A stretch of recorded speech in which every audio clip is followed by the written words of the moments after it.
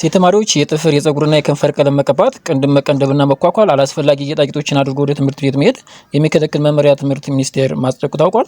ትምህርት ሚኒስቴር የተማሪዎችን ስነ ምግባር ለመቆጣጠር ያዘጋጀው ረቂቅ መመሪያ ማንኛውም ተማሪ ከተፈጥሮ ፀጉራቸው በስተቀር አርቲፊሻል ፀጉር መቀጠል አይችሉም ተብሏል።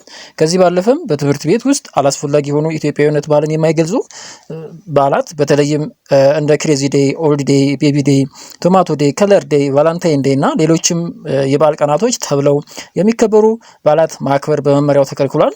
በትምህርት ቤት የደንብ ልብስ በተገቢው መንገድ መልበስ ሲል ባወጣው መመሪያ ስር ሴቶች ጉርድ ቀሚስ ከባት በታች የሆነ ቁመት ያለው ለብሶ መገኘት አለባቸው ተብሏል። ከአካባቢ ባህል ጋር የማይቃረን አለባበስ መልበስ ይጠበቅባቸዋል ይላል ረቂቅ መመሪያው። ትምህርት ቤት ውስጥ መፈጸም የተከለከሉ ድርጊቶች ብሎ ከዘረዘራቸው መካከል ደግሞ የትምህርት ቤቱን መምህራን፣ የትምህርት አመራር፣ ሰራተኞችና ሌሎች የትምህርት ማህበረሰብ አካላትን መዝለፍ፣ መስደብ፣ ማንቋሸሽና አካላዊ ጥቃት መፈጸም ቅጣት የሚያስከትል ተግባር ነው ተብሏል። ተንቀሳቃሽ ስልክ ወይም ሞባይልና የሙዚቃ ማዳመጫ መሳሪያዎችን ትምህርት ቤት ቅጥር ግቢ ውስጥ ይዞ መገኘት ረቂቅ መመሪያው ከልክሏል።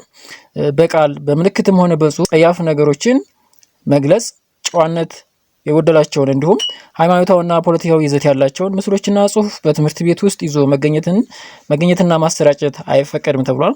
በትምህርት ቤት ግቢ ውስጥ የማንኛውንም አይነት ሃይማኖት አምልኮ ስርዓትና የፖለቲካ እንቅስቃሴዎችን ማካሄድ ይከለክላል ተብሏል። ማንኛውም ተማሪ ከሀገራዊ እሴት ጋር የሚቃረኑ አሉታዊ መጤ ምልክቶችን በሰውነት ላይ መነቀስ፣ ማሳየት፣ ማድረግ መጠቀም ፍጹም የተከለከለ ነው ብሏል ረቂቅ መመሪያው። ከ9ኛ እስከ 12ኛ ክፍል ላሉ ተማሪዎች አንድ ተማሪ በስነ ምግባር ጉድለት እጅ ከፈንጅ ከተያዘና የመማር ማስተማሩን ሂደት የሚያውክ ሆኖ ከተገኘ ውሳኔ እስኪሰጠው ከትምህርት ቤት ሊታገድ እንደሚችልም መመሪያው አሰፍሯል። ተማሪዎች ተደጋጋሚ ጥፋት አጥፍተው ሲገኙ በተለይም ከ7ኛ እስከ 12ኛ ክፍል ያሉ ተማሪዎች እስከ 1 ዓመት ድረስ እንደ ጥፋቱ መጠን ታይቶ ከትምህርት ሊታገዱ ይችላልም ሲል ረቂቅ መመሪያው አስቀምጧል። በሌላ በኩል ትምህርት ቤቶችና አካባቢ የትምህርት አዋኪ ጉዳዮችን ለመከላከል እና ለመቆጣጠር ለሚኒስትሮች ምክር ቤት የቀረበ ረቂቅ ደንብ ተሰናድቷል።